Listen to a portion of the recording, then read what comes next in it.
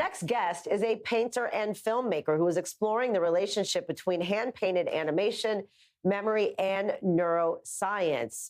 The award-winning hand-painted documentary See Memory is available on PBS. Take a look at a clip.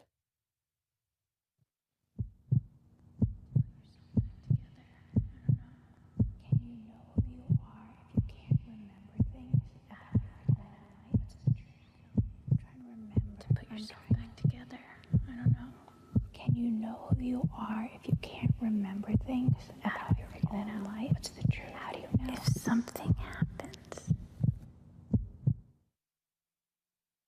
Viviane Silvera, thank you for being here. And first of all, congratulations. I mean, a real labor of love. And I can only imagine how many hours of work that took. Thank you, Emily. It really was a labor of love. I painted over 30,000 frames by hand for this film. And it began as a very personal question about memory, how it shapes who we are. And over time, it became a bridge between art and neuroscience. So yes, it was a labor of love and also an obsession. Listen, I mean, PTSD is now talked about, so much more freely. I mean, it used to be kind of, covered up and, there was more self-consciousness. And we know this was started well before October 7th. It's so timely that it's out now. Wow, it's much more on the, the global scale recognizing this. Yes, I actually started exploring memory in 2008, so way before October 7th.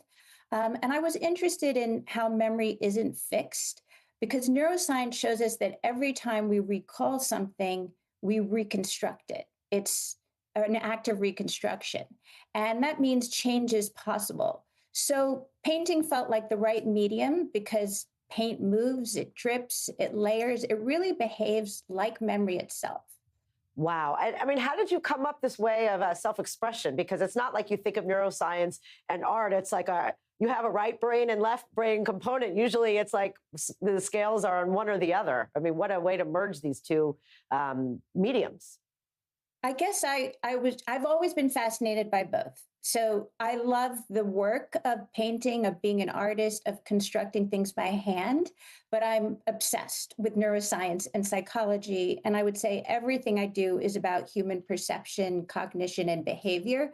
So to me, it felt like a very natural fit.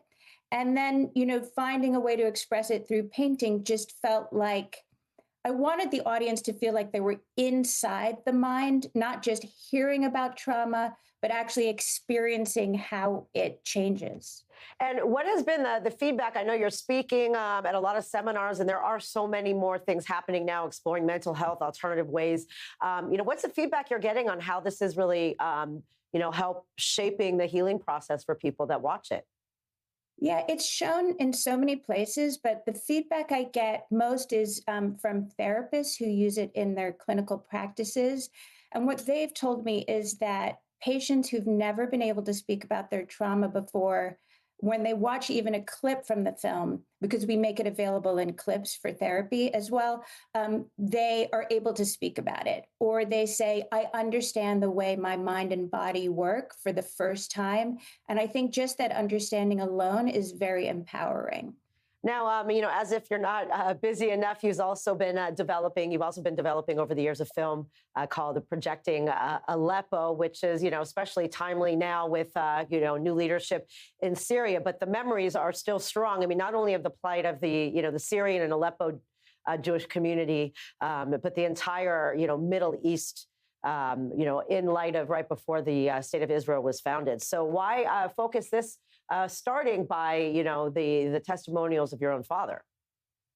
Yeah, so I think my interest in memory has always sort of quietly included my father's story. He was born in Aleppo, as you mentioned, into this Jewish community that had existed there for centuries. My own family had arrived there in the 1800s, so way before modern borders, way even before the state of Israel. And at 16, he witnessed the destruction of the synagogue that his father had built.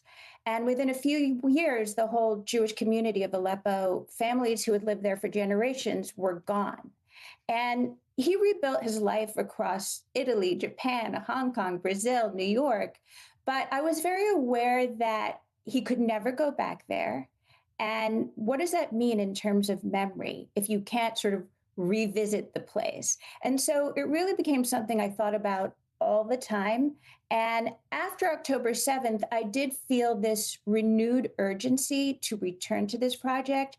And when the USC Shoah Foundation began this initiative to record testimonies of Jews from the Middle East, my father was invited to give his testimony as one of the first as part of that effort. And then I became sort of really newly revitalized to tell that story because I realized how little awareness there is about the history of Jews from Middle Eastern countries. Wow, you're such a talent.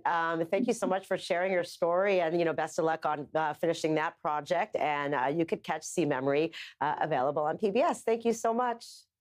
Thank you, Emily. It was a pleasure.